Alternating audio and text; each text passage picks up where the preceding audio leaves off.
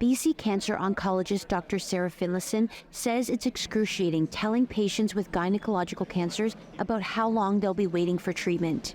I ask you all to imagine every day having to tell someone that not only that they have cancer and they need surgery in 2 weeks, but that they can't get that surgery for 2 to 3 months and that they need to travel long distances to Vancouver to have that surgery.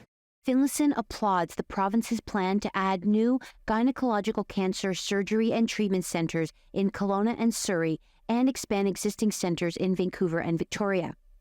Premier David Eby says BC will soon have 15 oncologists who specialize in gynecological cancers, up from 8. The move comes in response to a dramatic increase in the number of women diagnosed with gynecological cancers. More than 2,000 women were diagnosed last year alone, a nearly 50% increase from 2013. The measures, though, are too little too late for Kristen Logan. She's a mom from Campbell River who last year traveled to the United States for treatment for her stage 4 ovarian cancer. The alternative was a months-long wait in BC. It's helpful, of course, but it's nowhere near where we need to be in order to really meet the demand. This is meeting a demand from years ago. Logan, who is a dual Canadian and U.S. citizen and was covered for treatment in Washington state, says cancer patients are being left to fend for themselves. I had the ER doctor told me, if you can go anywhere else in the world and get treatment, do it.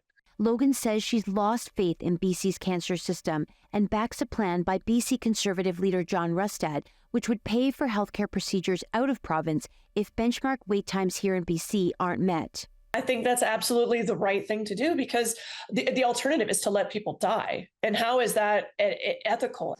But Eby is slamming Rustad's plan to rely on private and out-of-province clinics. He claims the Conservative plan would cut $4 billion from the public health system. People will pay the price with fewer services. Logan, however, notes the NDP government is already sending patients with breast and prostate cancer to private clinics in Bellingham for radiation therapy.